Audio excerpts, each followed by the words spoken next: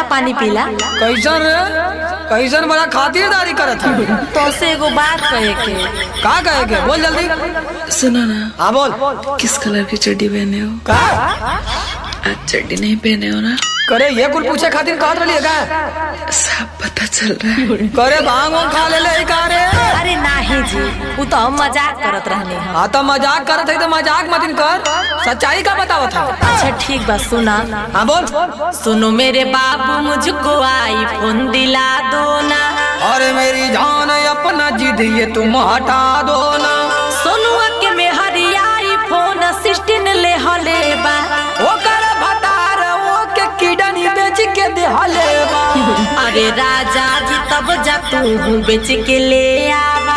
देखा रानी ना मोर दिमाग ज्यादा सन कावा। चाहत का बाड़ा कवनो दूसरा से पट जाएगा। अरे तोरे जैसन लमा पुड़िया में हरारू कहीं देखनी ना।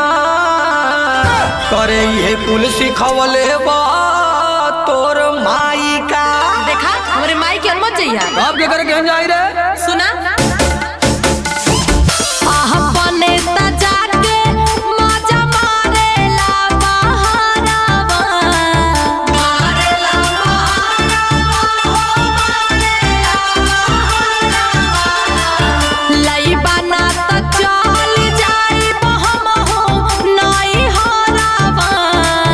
हमहु नई हरावा, हमहु नई हरावा। अपने तजा के मजा मारेला बहारावा। लइबा ना त चल जाइब हमहु नई हरावा। तब की ब्यूटीफुल बुझेलू अपने आप के। न हो कर नहीं के तोहरा बाप के। ब्यूटीफुल बुझेलू अपने आप के। न हो कर नहीं के तोहरा बाप के।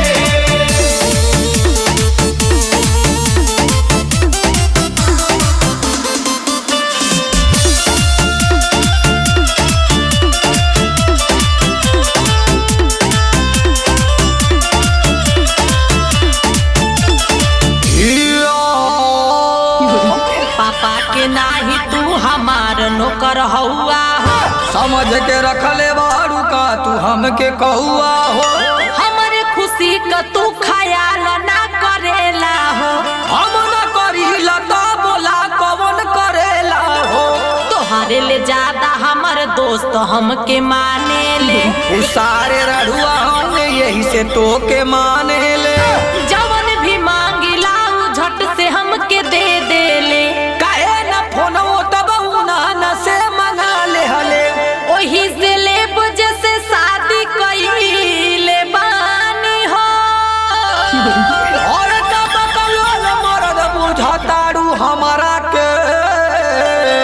हम संतोष पागल ना रानी हो। अच्छा तका सोनू पागल हुआ। अरे कोबो नाही दिल से हमके मानेला राजा। जब कुछ मांगिला ना आनेला राजा। केतनो करिला कबो कदरो न करेली। करेली ना प्यार खाली पैसे पे मरेली। आज लेना राजा कुछ तोहरा से मांगनी। आईफोन दिला दा ना ता होई नाही सटनी।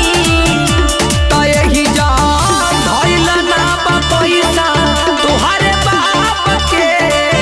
सटबू ना तुम्हारा बच्चा पके। यही जा धइल ना बा पैसा तोहरा बाप के। सटबू ना तुम्हारा बच्चा पके।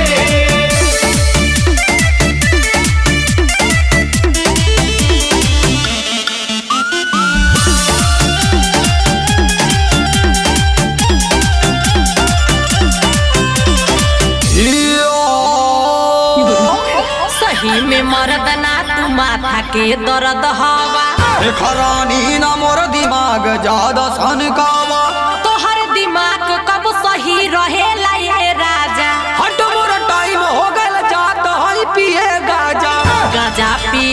घरे पैसा कहाँ से आ जाला। धान गेहूँ बेच बाच के जुगाड़ हो जाला। करे पुठुलिया में के चौरा तू ही बेचले का।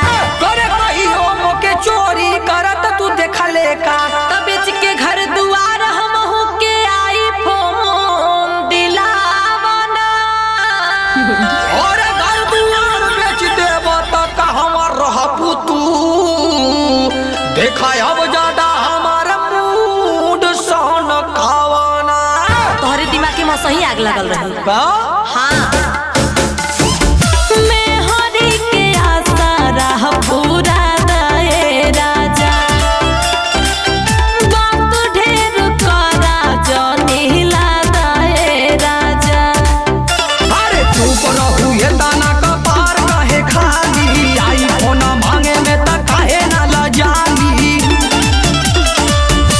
जब से बियाह भयल तब वहीं से कहिला। बन के भी रहिनिया आईफोन बिना रहिला। कि तोहार आईफोन मिलेला 1.5 लाख के। बुझा कनी हमरा बात के। कि तोहार आईफोन मिलेला 1.5 लाख के। बुझा कनी हमरा बात के। अच्छा चला ठीक है।